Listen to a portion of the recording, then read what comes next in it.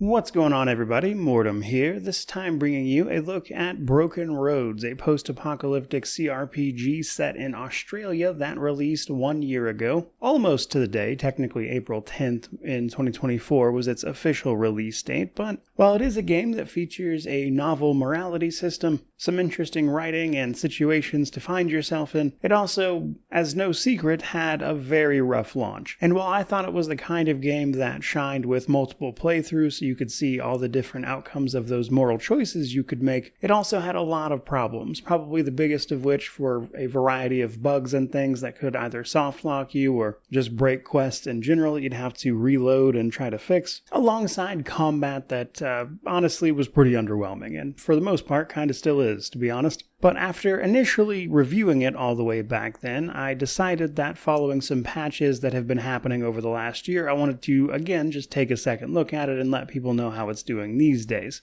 A couple of general notes right away. So, with this game's launch obviously not going well, on top of just the general conditions for game development in 2025, it is my understanding that the studio behind this game is basically down to a single developer, which makes it all the more surprising, then, that this game has in fact been receiving constant and consistent updates over the past year, with the most recent one being back in just March, with more even planned later on. So regardless of how this game is doing right now, I did just want to point out that I think that's really impressive, and it would have honestly been easier in every regard to just drop this after the launch, which is not what we've seen happen here. Otherwise, though, when it comes to talking about all the updates this game has had, I'm mostly just going to stick to the major stuff, as there have unsurprisingly probably been a large amount of various bug fixes, updates to continuity, subtle tweaks to things like dialogue here and there, etc. Which is not the most interesting stuff in the world, at least to read out in a video. Otherwise, though, let's get started. So, this game's first major patch, which was released the same month the game was, in April, we saw a few pretty big changes. For starters, you could manually level companions. This was not initially available. You just kind of had to take what they got each level, but with this first patch, you could manually do that yourself, allowing you to, of course, customize their various skills, which is important for another change later where we get access to party-wide skill checks. This update also introduced some item restrictions based on your character's stats, which I would say wound up being necessary because in the original release it was very easy to just slap the best stuff on basically anyone, which is one of the reasons combat kind of floundered in the beginning. But the game's second large update added some really good quality of life stuff. For starters, a fast mode allowing you to, of course, speed up the traversal of just moving around any individual map, which otherwise could be a little slow. What's more, this patch also allowed us to rebind keys, for instance, over on keyboard and mouse, which is something I always appreciate, and it also adjusted a lot of the reactivity of various companions, especially in the early hours of the title when you're playing through your origin quest line, as there are 4 origins for the game that you can pick and choose from, each of them with a different opening, which serves to introduce you to both all of the characters, including your companions, but also the general setup for the title, of course, when all of the origins converge at a central story point.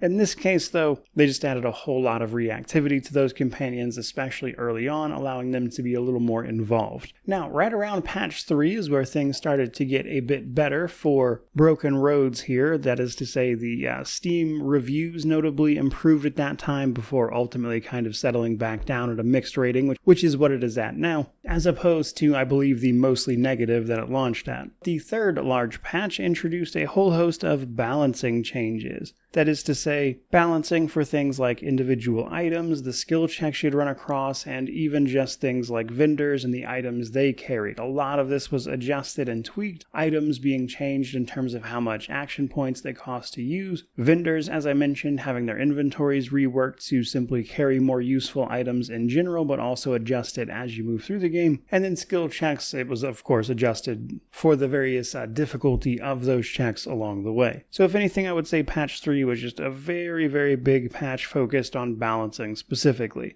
Now, the fourth large patch was actually a little interesting because it basically removed all of the flirtatious dialogue in the game. So the reason for this being listed as a lot of it was just kind of cringe and they wanted to have a chance to rewrite it, and given the state of things now, I don't know if it's ever going to be put back in there. But comparatively, everything else in that patch was pretty minimal. Just minor changes and tweaks to a whole variety of things. Which brings us to the 5th large patch. This is another patch based largely on balancing, this time for things like weapons and consumable items, aimed at once again trying to make combat more appealing than it was initially, which I would say is a bit of mixed success. The combat still isn't really fantastic or anything, but you do have to put a little more effort into it and at least think a little bit about what weapons and armor you're using, that kind of stuff. Now, consumables, in theory, received a little balancing here, but I will say just chucking grenades at large groups of enemies still tends to be one of the most effective ways to run through combat. But another noteworthy thing about this particular patch was that it was when the game received playable status on the Steam Deck, and while that playable status is still what the game has, the main issue that kept it from verified status was at least given an attempt at addressing the concern there, which was mostly just the size of the text, including things like in the level up screen when it was very small. So there is an option to increase like font sizes and stuff if you're playing on the Steam Deck, which means it actually is a pretty decent experience over there.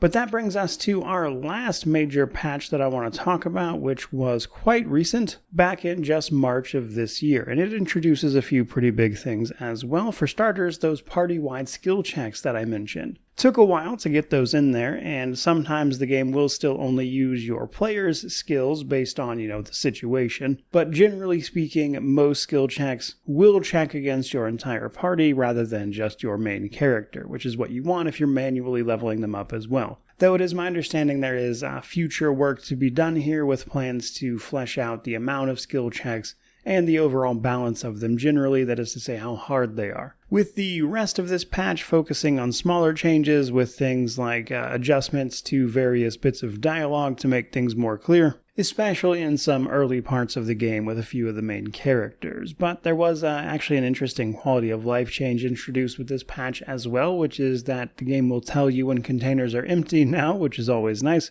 But that kind of brings us to the current state of the game, which is a game that is mostly in a lot better shape than it was initially when it launched. A whole host of fixes, allowing you to get through the game much more easily and likely to encounter less bugs along the way as a result, and also the addition of some pretty crucial features like leveling up your own companions, party-wide skill checks, etc. While a lot of that is good, even with the balancing, though, a lot of it also hasn't really addressed some of the game's larger issues like combat that is underwhelming, and the fact that while novel, the game's morality system I do think can occasionally undercut some of the nuance and gray area associated with the various situations you'll find yourself in. But by and large, Broken Roads is better today than it was when it launched, for sure, and I still think it's a game that primarily comes into its own when you play through it multiple times to see things like the origins and different playstyles and just different outcomes to various situations. If you buy the game and just play through it the one time, I think you're more likely to find it underwhelming. Now, looking to the future, though, despite there only being one dev working on this currently, they do still have some big plans in regards to this. There is a future update planned to sort of rework companions and make them more interesting overall, alongside plans to overhaul some of the game's major quest lines, including an election that takes place relatively early. So there's that. Putting all that together, though, I would say the biggest story here really is just the fact that they have kept up with such consistent updates despite everything going on around this game. I think it would have been much easier to just sort of let go and give up on it, and that's pretty commendable. So while the game certainly still isn't some amazing masterpiece as far as I'm concerned, it has steadily, very much so, improved over the last year, which I think is cool to see, and a large part in why I wanted to make this video to begin with. But I do think that's pretty much everything there is to say about this one currently, so that's where we're going to end this particular video. Certainly hope you enjoyed it. Let me know down below how you feel about all of these changes and the current state of Broken Roads, I suppose, which of course means to like, comment, subscribe, all that YouTube jazz. But regardless of any of that, truly, just thank you so much for watching. I really do appreciate it.